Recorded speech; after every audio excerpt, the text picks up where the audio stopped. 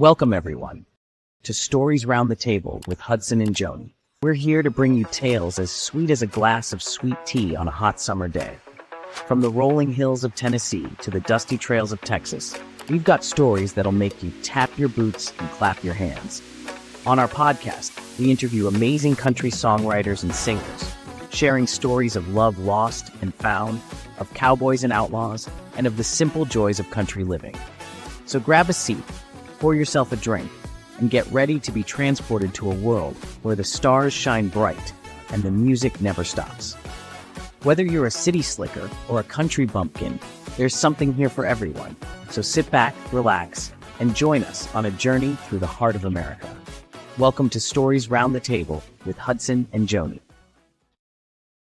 In the sunshine state of Florida, where Southern hospitality meets musical dreams, hails the rising duo of Jessie and Noah. Their sound, a captivating blend of diverse influences, woven together with a deep respect for country music, a tradition passed down from their own family. None other than the Bellamy Brothers, now making waves in Nashville. These rising stars are gearing up to release their latest creation, single titled Leave Love Alone. Set to drop on June 28th, this anthemic track dives headfirst into the complexities of love's grip. It's a bluesy alt-country masterpiece that grapples with the struggle to resist love's allure, even when you know it might sting. This collaborative effort, brought to life by the masterful Pino Squillis, brings together Jessie and Noah's band with some of Nashville's brightest stars, including Michael Klooster from Smash Mouth. The journey of Leave Love Alone began with a songwriting session between Jessie and the acclaimed Australian rocker Simon Bruce. They later joined forces with Daniel Tashian, known for his work with the phenomenal Casey Musgraves, to polish the song into the gem it is today. She is gone. Why won't you leave love alone? It's over now, said and done. Why won't you leave love alone? You've been blind to what's going down. You've seen trouble all over town. You heard the word. Why won't you leave love alone? But Leave Love Alone is just the beginning. The upcoming EP, also titled Leave Love Alone, boasts a treasure trove of additional tracks. Recorded at the legendary House of David with Squillis, the EP features Too Much and Let Me Roll Away. And that's not all. Jessie and Noah showcase their own production skills on 3 additional tracks: Crown Victoria, Return to Williamsburg, and Imagine the Stars. These tracks were brought to life in a variety of inspiring locations: Cash Cabin Studios in Hendersonville, Bellamy Brothers Studios in Florida, and even their own home studio, nestled in the heart of Nashville's historic Music Row. Through their captivating online presence, critically acclaimed releases, and international tours, Jessie and Noah have carved their own path in the music world. Their ode to Nashville, This Town Was Built on Heartbreak Songs, caught the eye of Rolling Stone magazine, while their track, Driven Back, found a home on the CW Network's 90210 reboot. Their sound is a captivating tapestry woven from the threads of country, rock, and Americana, resonating with a diverse audience yearning for the authenticity of roots music. They seamlessly blend traditional influences with modern sounds, crafting songs that tell stories that are both unique and deeply relatable. As they prepare to unleash their new EP, Leave Love Alone, Jessie and Noah solidify their place as innovative artists, unafraid to push the boundaries of their genre while staying true to their musical roots. Hey, I know you're super busy, and we really appreciate you coming on. Yeah, Tell us what's going on. I'm glad that it worked out. Tell us what you got going on in the near future. Yeah, sure. We've got a new single coming out at the end of June, I believe June 28th, called Leave Love Alone, and it will be the first track from the upcoming EP. We'll release a new single roughly every 6 weeks until we release the entire EP at the beginning of November, I believe. That's awesome! Wow. Well, that's so that's all been happening in Nashville, right? Yeah, we're in Nashville. We've got a place just a few blocks off Music Row, and we've got a little studio, and we sort of self-produce and then we just work with friends and stuff like that. And we put together a promotion team, and we're starting to roll things out. I'm so glad you're doing things on Music Row the right way, because I was there. We're about the only ones left. I know. And really, that's the way, in my opinion, it should be done. So that is good. You're following your dad and uncle's footsteps there, and then that's just awesome, because it is the capital of country music, and things branch off a whole different direction now, and that's cool that we can have a lot of different types of country music coming out of Nashville. But it sure has changed since, like, in the 90s when I was signed there, and everything was so different on Music Row. 16th Avenue is a whole different thing. It really is, yeah. We're on 13th Avenue. We're about 3 streets over. Well, that's close enough. Close enough. Oh yeah. I walk over and get coffee every morning on 16th and sit there and write songs. That's we kind of lucked out and found a house in the area a couple of years ago, and set up shop here, and then we started sort of wandering into being near Music Row. Of course, you run into people and get invited to sessions and all that, and so that's sort of how this EP came about. We just I ran into some friends. They invited me over to the House of David Studios, which is owned by David Briggs, who's a keyboardist. That's big stuff there. Yeah, he played on just a ton of records that we all know and love, and we ended up over at that studio for most of these tracks, at least for the first 3, and then the other 3 were sort of stuff we did at our home studio, and one at the Cash Cabin. Oh my goodness, how great is that? Well, you got to be so excited about this then, I'm sure. And I want to hear some more about that, but I have to throw in there that you and I have, and your dad and uncle have some things that are pretty neat that's in common, and that is I know back in the history of when you were raised in Florida and grew up on an old ranch. That's kind of how my roots are out here in Oregon too. We had my great-great-grandfather homesteaded this place in Oregon in 1872, and you guys had a ranch that started in the 1800s as well, did you not?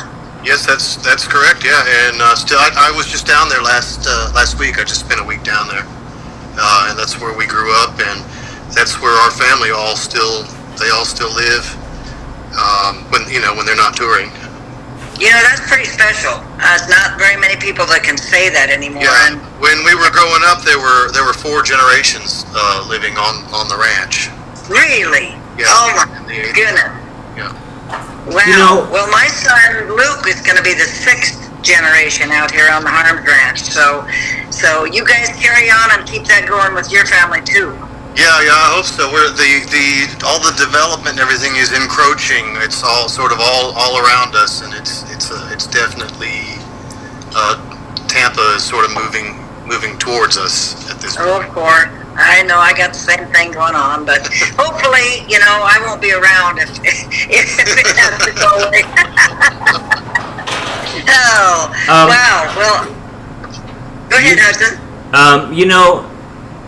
You guys grew up in a really famous household. What made you decide to go into music and not something else? Well, I don't know that we made the decision. I think we just ended up doing it and didn't really plan for anything else. So we just sort of had to keep at it. What was it like growing up in a celebrity home? As a kid, you may not really think about that. Yeah, I mean, you don't really think about it. And then we didn't really grow up in. We would come to Nashville a lot, but we didn't really grow up in Nashville, like around a lot of it. Was it was a different thing altogether, because we were on a ranch, and our grandparents were sort of keeping an eye on us while our parents were out touring. And then we would go out in the summertime and tour a little bit as well, and get a taste for that. And then we would come to Nashville for Fanfare and CMA, or what's now is CMA Fest, but was Fanfare at the time. So we would always be in Nashville, sort of growing up. But for the most part, you don't really think about it. We were just sort of in a small town, and you kind of think everybody lives the same way as you do, right? Yeah, we weren't around it a lot, unless we went out on the road. Yeah, and we always said our grandparents were more famous in our small town. Yeah, that's kind of true. Our grandmother drove a school bus in our town, so everybody kind of already knew her anyway before. Cool. What was her name? Frances Bellamy. Yeah. I love it. I love that old time. So yeah, she was sort of raised everybody in town, Well, have you got like a highlight memory of being out on the road with your dad and uncle? Is there like a thing that just our listeners would really enjoy hearing, a story that you'd care to tell? Oh, well, there's probably so many. They all kind of run together, and it's really more of a bus, a hotel room, a sound check, and a show. I mean, it's really kind of the same. Very little sleep. The same with us. Yeah. When we were kids, we were excited when it was like Dollywood or Disney World or somewhere like when they played somewhere like that. That was a lot of fun. A lot of fairs. So we were we would be real excited about that. But then I remember seeing them do shows like with Alabama and a lot of people back in that era. And that was pretty cool. I mean, thinking about that now, it's pretty cool. So, absolutely. Growing up, how did the kids treat you in school? I mean, we were always at a local private Catholic school. It was a small. We were like always small classes, and it was a small town. It was a pretty small town. So still, even with all the growth, when we graduated high school, I think our graduating classes were like 120 people, maybe. That's probably even but you guys came from a really super famous family.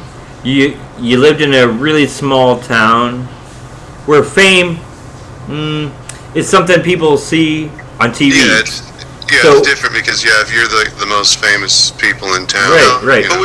But we were so local. Like we'd been there. Our family's been in the same spot for generations, and we were already kind of ingrained in the community.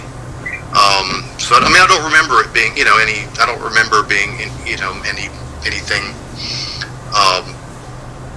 unusual. Okay. Absolutely. Well, what do you guys remember doing in Florida? Did you enjoy the cattle? Did you ride horses? Did you? No, I mean we grew up in the recording studio. We kind of avoided. We tried to avoid any kind of real work, and I mean that's one thing. That's Burger King. What's that? No flipping burgers at Burger King. No, we've done no Arby's. Arby's, no. Just on the road, just on the road, just to stop for a. Did you start playing music in the band, or start coming out on stage? When did you start doing that? Yeah, I mean we'd always sort of be around it, but we sort of started starting our own bands. pretty early on, 12, 13 years old. We put together something to.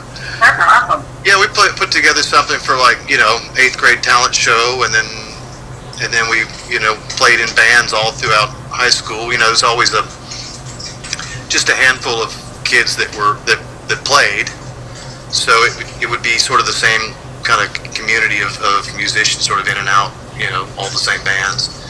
And we grew up doing it, and then just after high school, we toured a little bit, and we've always done music, always managed to do music in some form or another. And you started writing songs at a pretty early age too? Yeah, started, trying to write songs at an early age. Some of the beginning ones are not so good. We don't want to share Some of the beginnings are not, some of the, Well, you just in the beginning you're writing songs because you put a band together, and you're writing songs for your band to play them, because you're not necessarily able to learn all the songs on the radio yet, And So was it always a passion, or just kind of happened?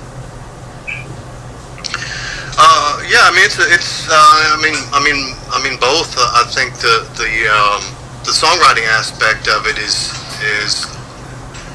I don't want to say I find it the most interesting out of all of it, because all of it is interesting at different times, but the songwriting aspect is the aspect that I sort of keep coming back to and sort of delve into the most. What makes songs work, and why I love certain songs, and why I connect with certain things. Do you have a favorite area to go play? Is Nashville probably where you maybe have the most recognition right now, with people saying, or because I've thought of that through the years. I thought, and interestingly enough, I think, some of my biggest fans are in Europe or Australia or. Sure, yeah. And we've been to Europe a few times and toured. It seems like the last few years we've mostly been playing around Nashville. Partly because of COVID, right? Exactly, partly because of COVID. So we weren't touring. So we sort of. But Nashville's changed a lot too, to where you have a lot more people coming here for live music. Whereas before it was mostly the industry. It was all about promotion and radio promotion, and there was a live music scene, but not like it is now. Oh, for sure. Where you have so much. Now it's the bachelorette place to go for the party. Exactly. So there's so many places to play, and there's so much music going on all of the time, and so it's easy to find things to do here. And we do, we go out on the road as well, and we're going to go out some this summer.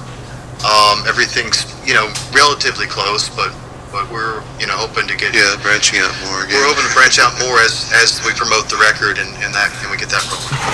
Now, and of course you're advertising all that on social media so people can follow you and find out where you're going to be. Oh yeah, JessieNoah.com, JessieNoah.com, and you see all our dates. You see where we're playing around Nashville and where we're going to places like Kentucky and South Carolina and probably a few more states. Nice. Isn't the live performances the best? Yeah, at certain times. I'll get tired of one. I'll get tired of playing live and be itching to go back into the studio, and then I'll get in the studio and be itching to play live. Right. So, having the balance of it is. Yeah, they're both different. They both can be challenging in different ways. They both present different kinds of challenges. Yes. Oh, absolutely. In front of the crowd, you can't mess up. Oh well, you can. In the studio, they can edit. Oh gosh, for sure. Now you doing much with your dad and uncle anymore, or mostly just your own? Mostly just our own. If something, we'll do more if stuff comes up. But it's like stuff doesn't come up as often as people think it would. and it doesn't always make sense to do because we're busy doing different things. But we're always down to do stuff with them when it comes up. Oh, of course, and they are amazing in that they are still touring so much, and just I just think the world of them, and I always loved when I got to open a show for them, and it's just it's something that really kind of is just like an addiction. You get so in love with writing and then recording and then playing your songs or hearing it on the radio or getting out and meeting new people. It's just kind of something that's hard to give up. So I know you're really young in your careers, but I kind of, from what I'm hearing you're saying, it's going to kind of be the same deal for you, I think. Yeah, well, and we've already been at it too for a long time, and there's no other option at this point. We're lifers, so. Now, that's right. Tell us a little bit about your style. It's a little bit of rock, a little bit of country. It's it's just all of the stuff we sort of listen to and all the stuff we sort of grew up listening to, just thrown in a big soup. And we record with our band that we play, that we go out and tour with. That's nice. Yeah, and so we've really developed a sound over the last few years, and that's kind of the way we prefer. We just want it to be, wanted to have a unique sound, and try and just let everybody bring what they bring to it, and it just kind of comes out that way. There's not. So what band do you carry? Do you carry a steel and a fiddle anymore? I mean, that's just something I never would go out on the road without those. But what's your band consist of? We've done. I mean, we keep it as a 4-piece just because it's cost effective. Yeah, it's more economical that way. We both play guitar, and then we have a bass player and drummer. Okay. If we do if we do a bigger gig or something, then we'll bring a keyboardist. Okay. And then usually it's a fiddle or a steel. If we add that, but not both usually. But again, it's just to keep things economical, where we can all jump in one van and go do the run, and everybody make a little money and do a good show. And, of course. Just keep it simple. You have to do what you have to do. In fact, I remember when I was going over Europe or Australia or the different places that I would go, sometimes I would have to pick up extra players there just to keep the costs down. And I yeah, sure, we've done that. We've done that before too, where we've picked up a band in Europe, and yeah. But as long as you got somebody that can read the charts and what's going to be doing their homework, it's okay. It's not like working with your own guys. It's fun. It's fun every once in a while. I of course I like the comfort of having consistency, but then it's fun to play with different people and see how they approach it sometimes. Yeah. Absolutely. Now, are you guys touring with anybody else, or mostly just doing your own thing right now? Mostly just doing our own thing. Nothing on the books as of yet, but we're wide open to go do whatever. So I'm hoping something pops up. Again, once we get the single out and get everything rolling, we're hoping to step it up a little bit and get out there as much as we can. Well, I think you're great, and you come from great stock, and my gosh, you can't help but make it work. Hudson, what do you have to say? Well, not to get too personal, but my partner really isn't a huge fan of country. Mm-hmm. But he's been playing your music the past 2 hours. Cool. Just saying. It's got that rock, but still that country vibe.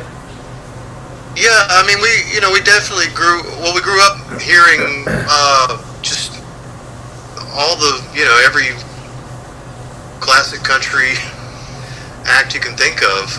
Yeah, absolutely. And then when we started playing guitar, when you start playing guitar, of course you want to like get into like rock and roll and all that, because it's guitar music. Yeah, it just kind of lends itself to it. And we kind of grew up. We kind of started playing in bands in the '90s, and there was a whole shift in music going on then. That was, there was a lot of different, types of rock happening, and then of course '90s country was huge, and it was, changed a lot of things. So it was Garth, we kind of, Alanis Morissette, we kind of absorbed all that. 20. Yeah, exactly. Yeah, a lot of bands in Florida, too, and so it's kind of just it's kind of just on accident that it's that you kind of grow up with the music you do. It's just kind of you were born and whatever, and then you try to it kind of comes out a certain way. Well, it's definitely a great style. Thank you. Tell us about your upcoming stuff. Sorry, in my Joni. opinion, is you got to be your own artist too, right, Hudson? I mean, you just got to be. You don't want to be like anybody else, and just because you have some famous dad and famous uncle, you don't want to sound exactly like them. You got to create your own style. You don't want to be a sellout, and you want to do your own stuff. Yeah, well, every time we've tried to steer it in a particular direction or something, it doesn't really work. The way it works is to let it come out the way that it does, and that's when it's really the best. It doesn't work for us to force it. Yeah, exactly. Well, that's what we I have to say I hear similarity in your voices.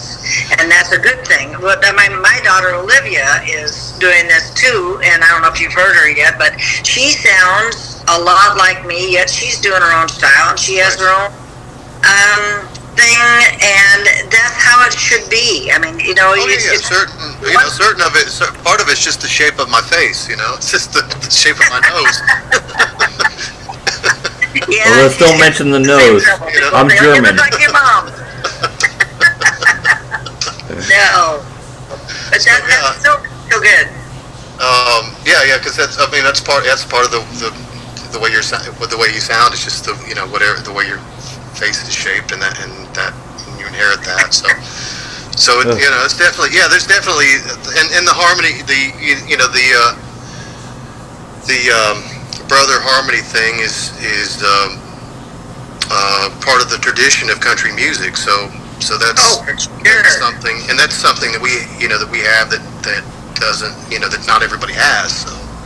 No. Well, like I always tell everybody that Olivia and I are not anything like the Judds. We're not trying to be, but we when we sing together, and she sings harmony on my own, and I sing harmony on hers, and it's just that family sound that you cannot find anywhere else.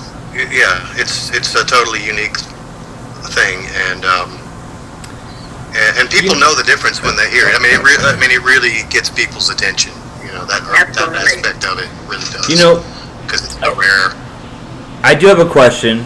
I can edit it, but you see so many country singers, and then their kids go into music. Is it because you feel like you have to walk into your parents' shoe steps, or you just fall into it? It's probably different things for different people at different times. I don't know.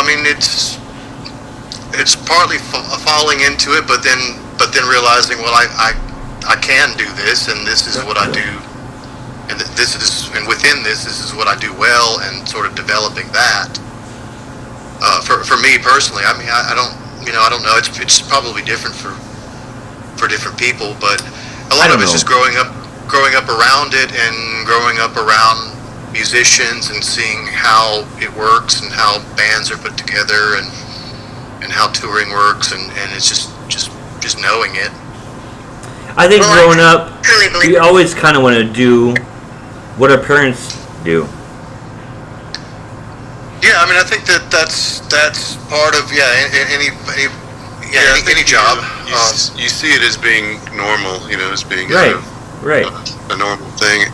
And I've worked with a lot of people, working with different artists here in Nashville, and people that don't come from that background, so that they do have a lot to learn. They have a lot of catching up to do to get into it.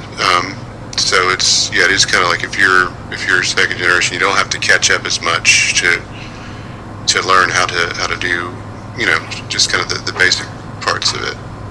But I truly believe it's a God-given gift, too. Either you have it or you don't. Well, this is true too. Yeah. This is true. I mean, yeah. I mean, you guys certainly had advantages that maybe other people didn't. But if you can carry a tune and guitar playing, knowing which chords to change to, without looking at any charts or anything, just came easy to you, then it's just in your blood. Yeah. There's definitely that component. I mean, there's some people are just but there's people can develop and learn as well. It's just a combination of all of those things. Well, I think you guys have it, and I am so excited that we got to visit with you today, and certainly wish you all the best and want to keep following along. And please tell your dad and your uncle hello from me, and we can't wait to just kind of keep supporting you, right, Hudson? Absolutely. And, two last things before we run out of time. I know you briefly talked about your upcoming music, but hey, let's people know. And then, what piece of advice do you have to give out to people?